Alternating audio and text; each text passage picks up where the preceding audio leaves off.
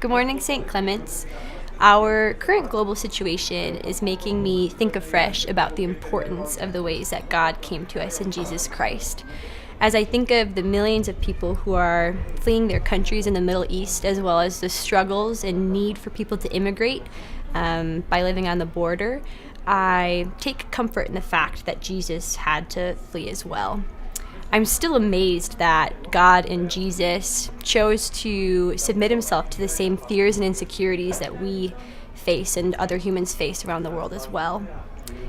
The gospel really is good news for those who are suffering and hurting, that God chose to pitch his tent among us. And so right now I think that we're called, with Rachel, to weep for her children who are no more, as well as to anticipate the coming of the baby that we worship every single Christmas. Thank you so much for letting me be a part of your community. Merry Christmas!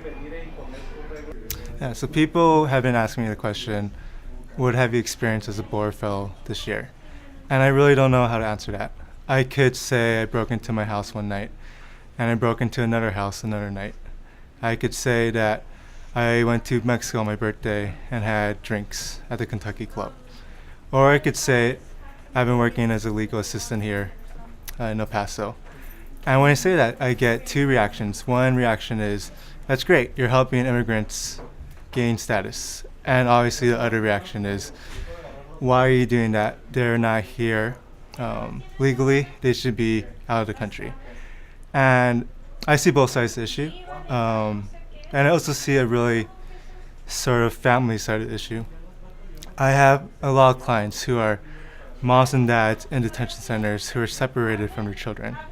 And I wrestle a lot with the fact that if I make a mistake, there's a high chance that the parent will be deported and the family separated. And honestly, at times I really don't see how God is using me and how God is in that moment. It doesn't really make sense that there's so much contained suffering in this family group.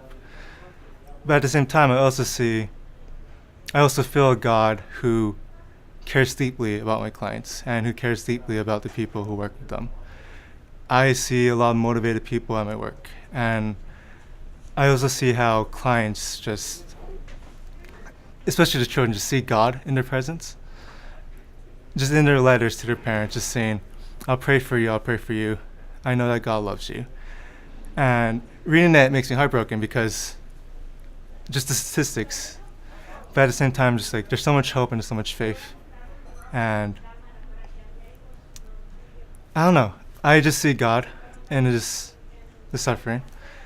And that's what I learned this year, is seeing God in moments of deep hurt in my clients.